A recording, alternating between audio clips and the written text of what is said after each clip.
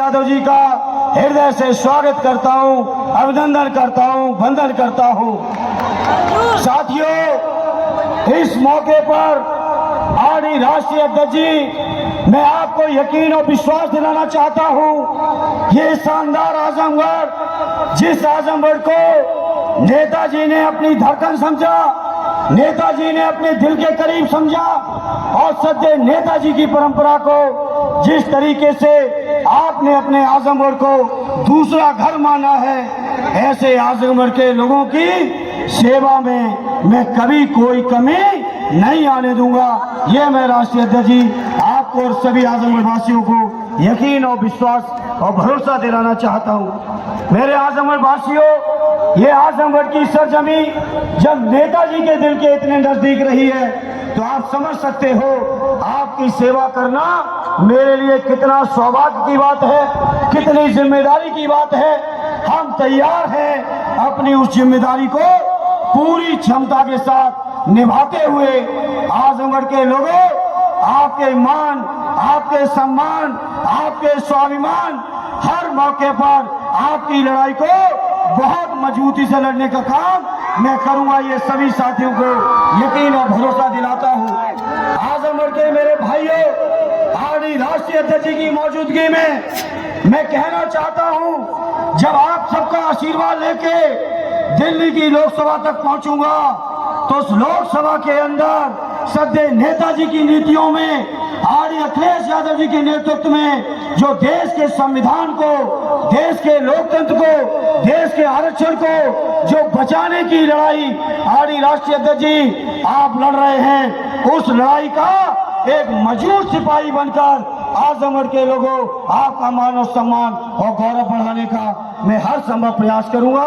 आदरणीय राष्ट्रीय अध्यक्ष जी को हम सबको सुनना है, इन्हें ज्यादा कुछ न कहते हुए एक ही प्रार्थना है, आने वाली 25 तारीख को इतना ऐतिहासिक वोट डाल देना कि जो लोग हम लोगों के ऊपर तंज कस रहे हैं, एक एक्सीडेंटल हार को ये बीजेपी के लोग जो तंज कस रहे हैं, इनको ऐसा पलट के जवाब देना कि बीजेपी के लोग कभी आजमगढ़ के बारे में सोच भी ना पाए।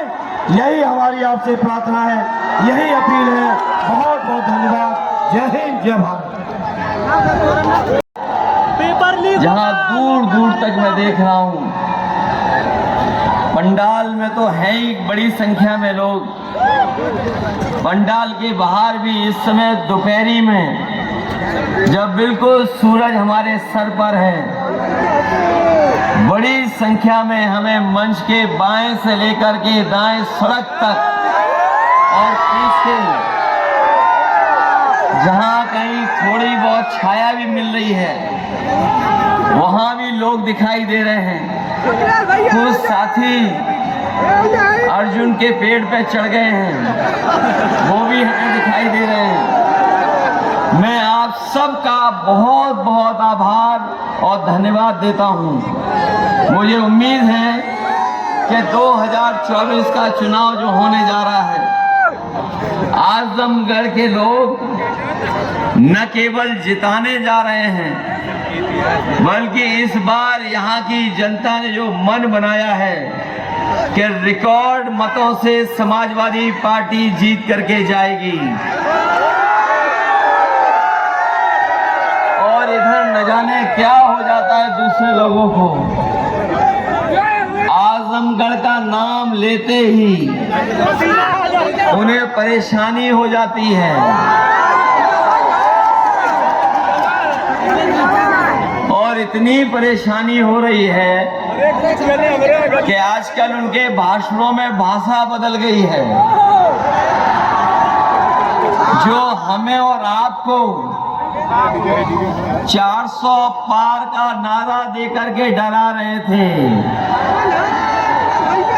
वो अंदर ही अंदर सोच रहे हैं कि अब तो जनता ने नारा ही बदल दिया है, इस बार 400 पार नहीं 400 हार होने जा रही है। ये जो 400 पार का नारा थोड़ी देर में समझ में आया। जिन लोगों को गिनती ठीक ठाक मालूम होगी और हिंदी को समझते होंगे सही तरीके से। 400 पार का मतलब तो यही हुआ कि 543 के बाद जितनी सीटें हैं वही भारतीय जनता पार्टी जीतने जा रही है, एनडीए जीतने जा रही है।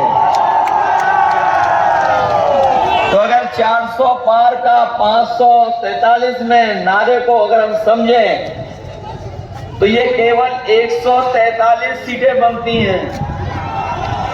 लेकिन जिस तरीके से वोट पड़ा है पहले चरण से, हमारे गरीबों